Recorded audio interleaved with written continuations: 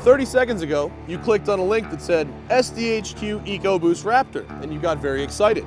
And yet here I am, in a turret on top of an armored vehicle, holding a 50 caliber sniper rifle. Now at this point, you're probably asking yourself, why am I in a turret holding a 50 caliber sniper rifle? The answer, of course, one simple word: Arizona. Today we are driving the Eco-Boost-Raptor right here on Tune. This is what a pickup truck is supposed to be. The exact opposite of the hilariously useless excuses for sport trucks we've seen in the past. The Ford Lightning, GMC Cyclone, and Dodge SRT Ram. No other truck comes this prepared to play in the dirt. No other truck can show up at the dunes, the trails, Home Depot, or a Beverly Hills valet equally ready for the task at hand. And for our purposes, no other truck would make a better camera vehicle. It's an all-around win, but considering how sorted the truck comes from the factory, we were always surprised at the lack of engine choices. Once Ford came out with the new build list for the Raptor for 2012, we noticed that the EcoBoost wasn't an option. There was rumors that it would be. Once we saw that, we knew we had to build one. So last October, we started with a new 2012 F-150 extra cab that comes with a 6.5-foot bed. And we did a frame swap and a suspension swap, bed, things like that, and built the first Eco-Boost-Raptor and debuted it at SEMA last year. It'll definitely outperform a stock 6.2 Raptor and even a Raptor that has chip intake and exhaust done to it.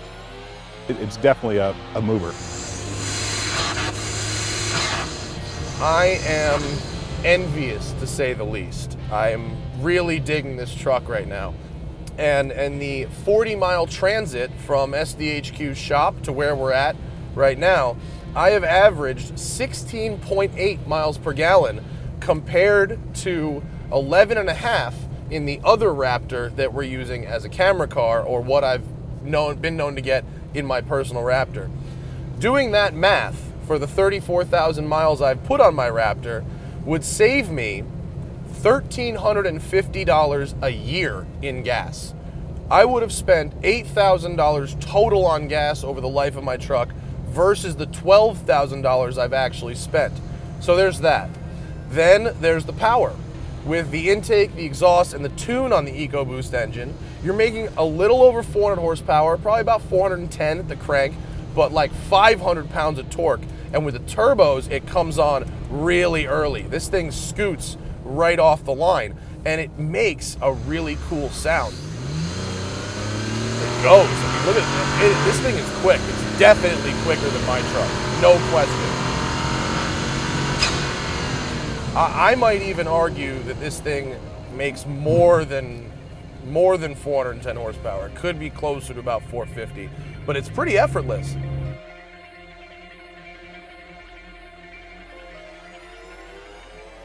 I'm not surprised the Eco-Raptor is faster than my truck since it's lighter and more powerful.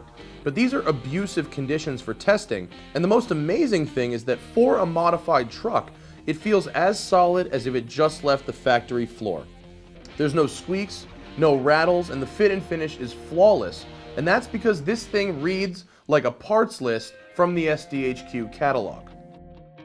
It has our front LED bumper, it has our upgraded skid plates. Up front it has the Icon coilover suspensions, their upper control arms. Out back we have Deaver rear springs. We have our bump stop kit in the rear. We're also running some Icon 3-inch diameter shocks out back. Running a custom rear bumper that we built with a couple spare tires in it. Besides that, it has a couple bolt-ons as far as performance goes. It has an AFE intake kit, it has a Super Chips tuner, and it has an AFE catback exhaust. You know, as far as adding on more horsepower and torque and power, it's there. You know, you have plenty of tuners that are available for it. There's companies making aftermarket intercoolers for it. You know, the power gains are there. The stock EcoBoost is great, but just with adding the chip intake and exhaust, you know, you're getting another 50 horses, 80, 90 foot-pounds of torque, which are huge gains for a gas motor. Just cruising right now at about 45. Ride's nice.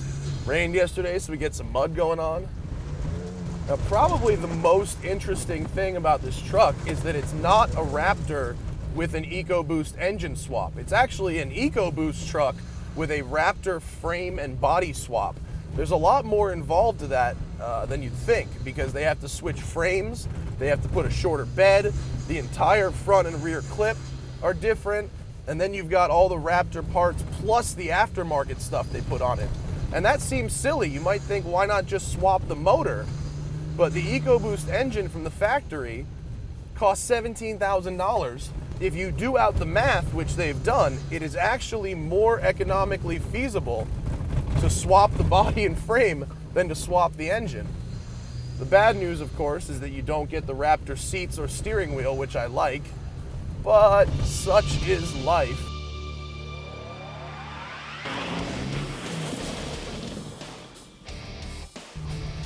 I'm still in two-wheel drive right now. I haven't even locked the diff. The truck is good. The suspension is really nice.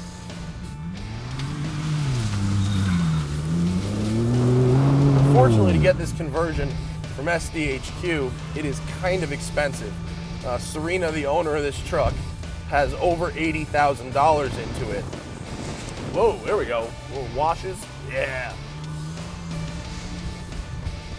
I am absolutely loving the steering feel of this thing.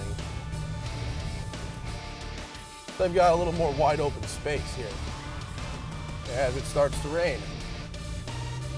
Go a little faster and see what happens. Oh, still take, oh, there's some big rocks here. Gotta watch out. Don't blow a tire all the way out here. Kick it up to about 50. Riding really smooth, really nice. Whoa, yes. This does require a little bit of attention, so if I'm talking less, that is why. I don't have any idea where I'm going.